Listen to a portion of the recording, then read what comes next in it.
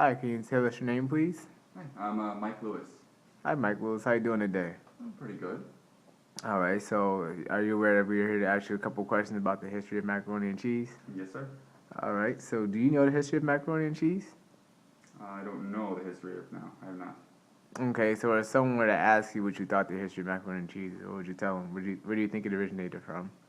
Um, I mean, like most recipes, I would imagine that it was probably a failed experiment. It could have been any kind of pasta dish that maybe they didn't have any tomato pasting or anything, so it could have just been you know really anything. I would imagine probably American. It seems more of a modern dish. Okay. Um. How important is macaroni and cheese to your family? It's only important during Thanksgiving and Christmas time. It's not really a big thing. Except that my brother loves it so much. But it's not really important to me. Okay, so is there a family dish to macaroni? Is there a family recipe to macaroni and cheese?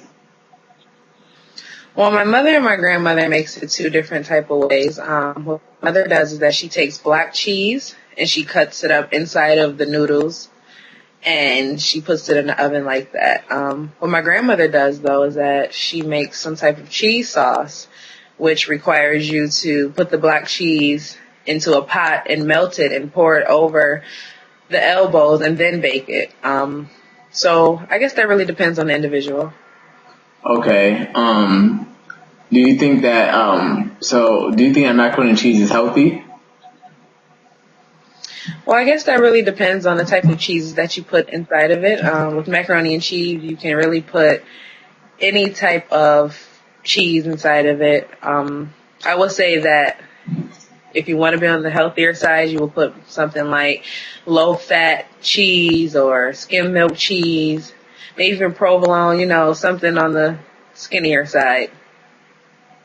Okay. So, in your opinion, is there an American dish, like, can you go to a different country and ask for American food and actually find American food, or do you think that Americans have gone to other countries and basically made their customs their own? Yeah, I think that over the time that we have made their customs our own, I think that when we go to other countries and ask for these American dishes, I think they'll probably look at us like we're crazy. Um, I think that there is no such thing as an American dish. Hmm.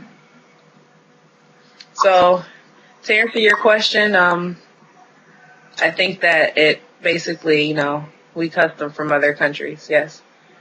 Okay. Well, Miss Evans, thank you for your time. You're welcome.